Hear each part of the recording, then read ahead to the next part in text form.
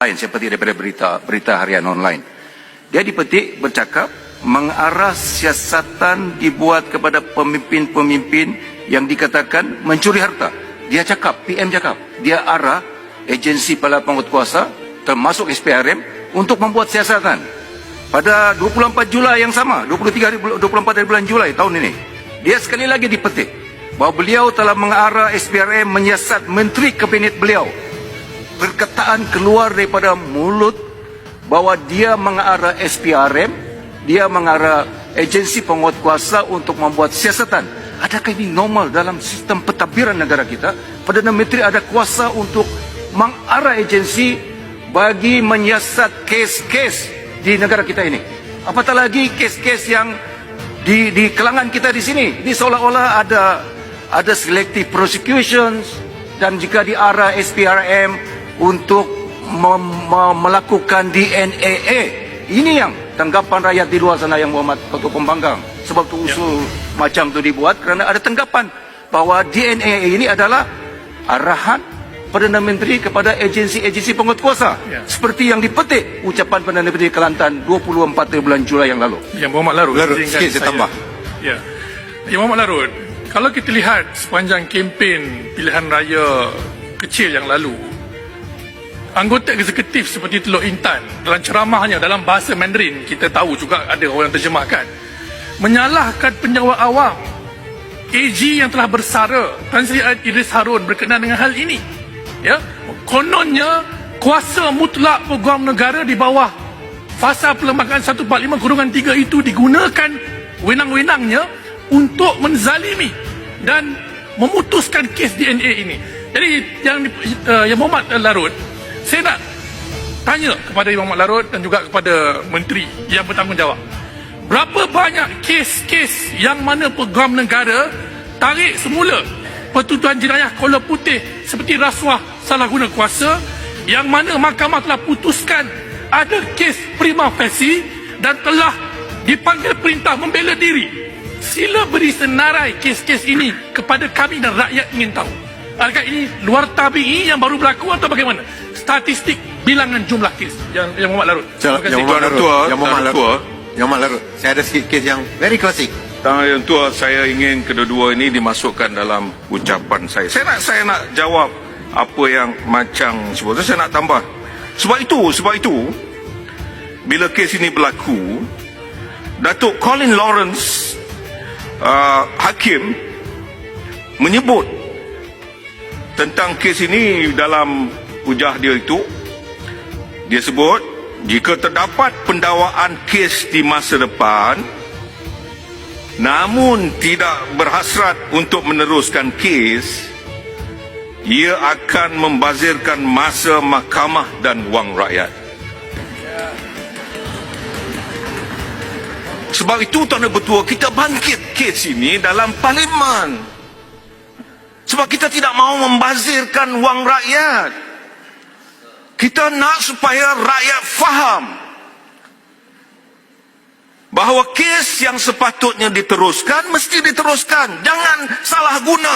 Sebut tata kelola sedap, tetapi bila salah guna, abuse of power adalah sesuatu yang lebih zalim kepada negara kita daripada apa yang telah pun dibuktikan.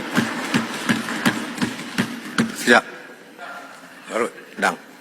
Sila pendang dulu. Kes yang paling klasik yang Muhammad Larut, terima kasih Tan Sri Speaker.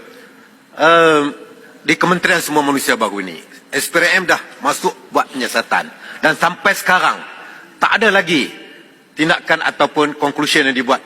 Kenapa pak pegawai yang ada di pejabat Menteri Kementerian Semua Manusia diberhentikan kalau tak ada elemen-elemen rasuah dan abuse of power dengan izin yang terlibat? Jadi kita nak tanya Menteri Kementerian Semua Manusia, kenapa diberhentikan kalau tiada elemen rasuah dalam isu 97 juta yang dibangkitkan dalam media?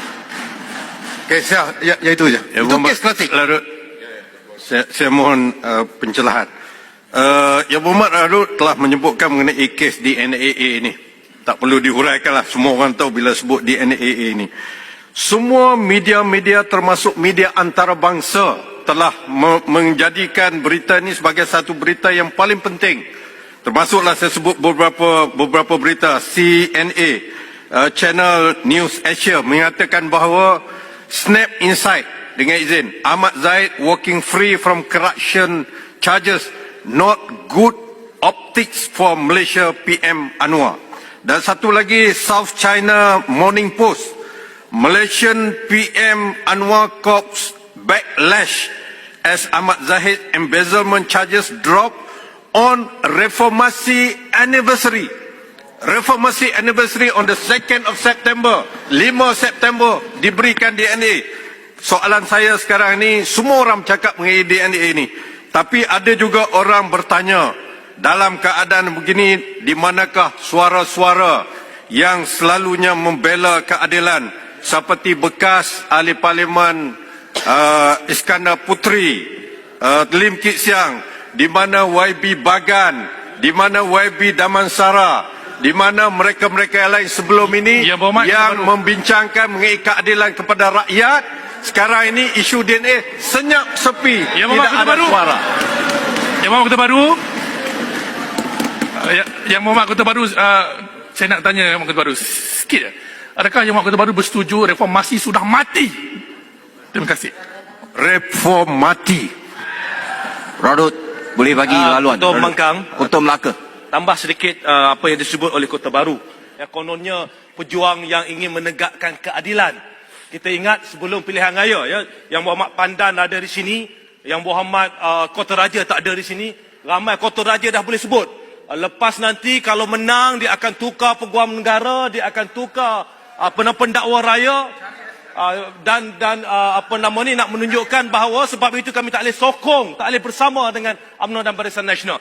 Dan di sini saya petik ya, apabila berkaitan dengan kerjasama dengan UMNO, Pandan ada di sini. Penyokong PKR ni Pandan kata, bukan saya kata.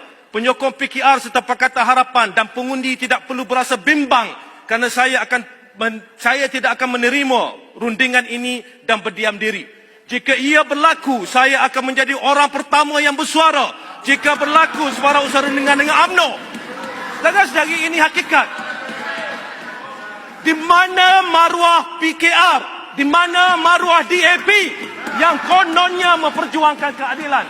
Persembang kencang boleh persembang. Bila berhadapan boleh bagi dengan laluan, keadilan, mereka senyap sesenyap-senyapnya. Terima kasih. Lalu boleh bagi